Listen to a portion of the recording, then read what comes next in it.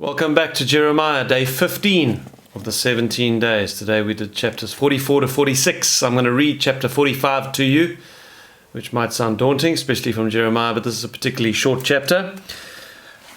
The word that Jeremiah the prophet spoke to Baruch, the son of Neriah, when he had written these words in a book at the instruction of Jeremiah in the 4th year of Jehoiakim, the son of Josiah, king of Judah, saying, okay, so let's stop there. Who's Baruch?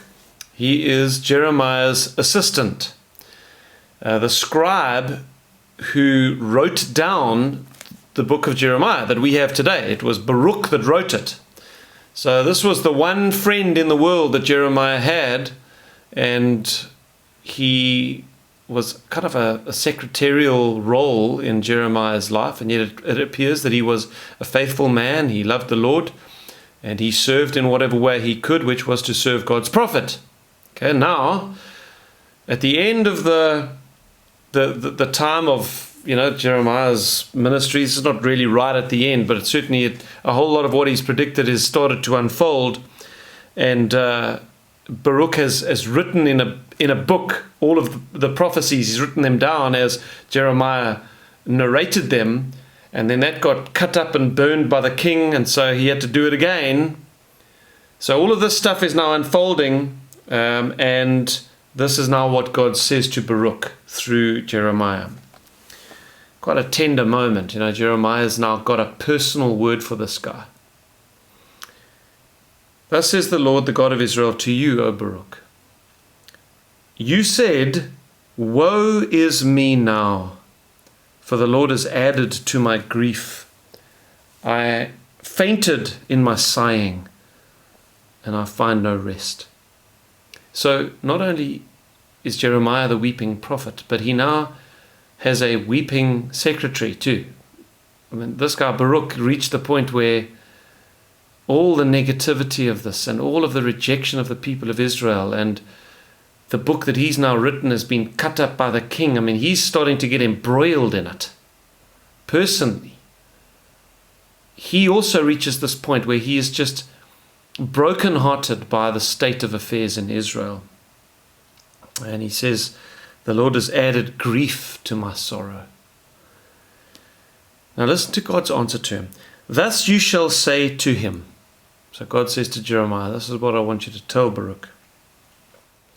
Thus says the Lord, behold, what I have built, I will break down, and what I have planted, I will pluck up, that is, this whole land.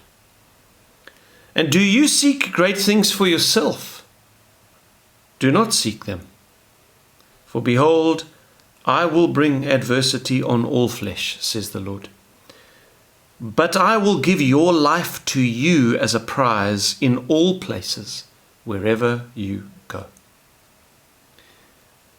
Quite a hectic word. Imagine you got a prophecy from a prophet who says to you, this is what God has told me about you. I'm in charge of history. I know that you're struggling with the state of affairs in the world right now, but you need to know that I'm busy. I'm doing things that are greater than you. And do you seek great things for yourself? You've got all these plans and dreams of greatness, but this is what God says to you. Don't dream of greatness for yourself, because you're not going to have it. Because I'm bringing calamity on the whole earth, and it's going to affect you. But know this, if you continue to believe in me, put your faith in me, wherever you do get carried away, I will be with you wherever you go, and I will sustain you. Oh, wow. Imagine being told to put aside all of your personal ambitions, because your life is going to be caught up in what God is busy doing in the world, judging the earth, and you're going to have to go down that path with the world, but wherever you go, he will be with you and protect you. He'll give your life to you as a prize. This guy, wow, it's a heavy word. Okay, so here's my conclusions for us. First, my general comment is this. Temper your expectations in life by these truths. Number one, God has his own plans that he is working out in the world. Even with coronavirus and all that's happening with that, God has his reasons. And I know it's inconvenient and it's depressing and it affects your life and it's affected your income and it's affected your friendships and it's affected your church life and it's all these things. But just know that it is okay for the world and history unfolding not to revolve around you. It's okay for things not to revolve around you and what you want from life. Rick Warren started his great book, The Purpose-Driven Life, that certainly God used more than any other Christian book in recent history.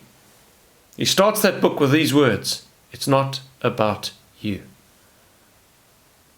You want to live a life of meaning and of obedience and of fruitfulness? That's the foundation. It's not about you. There are greater things happening in the world. God is dealing with nations. He's dealing with individuals. He's dealing with billions of people, all as individuals and as groups and as nations. And not all of that revolves around you. Whether you're here, whether you're not here, it's irrelevant for many of these things. God is at work with greater things than you. And I think all of us have to come to a point where we bow our knee to that. It's not about us. We're not the center of the world. God is at work. Okay, that's the first truth that you need to temper your expectations in life around. The second one, understand that God's bigger plans will, however, affect you. He's not doing them for you or because of you, but you live in the world. And so you're going to be affected by the things that happen, just as Baruch was affected by what God was doing in Israel. You can't have everything you want because, why? Why can you not just have everything you want? Because much of that does not fit into what God is doing in the world in your generation. God can't give you everything you want because it simply doesn't fit with his plan for the world. Can we temper our expectations with that truth, that God has the right to deal with us as he wills? But thirdly, know this, that God is still able to show personal care and protection for you no matter what is happening in the world around you. So even despite all of that we've been talking about, God is still able to give your life to you as a prize, so to speak, as he said to Baruch, that no matter where you go and no matter how all these things affect you, the God of personal relationship can still be with you, and he will still be with you, and he'll give you what you need. Okay, so none of that is to say that it is wrong to be ambitious in life, that it is somehow wrong to set goals in life. That's certainly not what I'm saying. The Bible speaks highly of people who are diligent in their work, who seek to achieve something with their lives. Jesus told a parable about a man who got 5 talents, and one got 2 and one got 1. And the man who took his 5 talents and through hard labor and work and focus turned it into 10 talents was commended by the Lord. Well done, my good and faithful servant. So there's nothing wrong with ambition. All we're saying this morning is just temper your expectations in life. Be ambitious, but hold it loosely, knowing that God has a right to deal with you as he wills, and for your life to be caught up in how God is dealing with bigger things than you. And yet we can trust him personally, individually, in the midst of it all. So God bless you. See you tomorrow.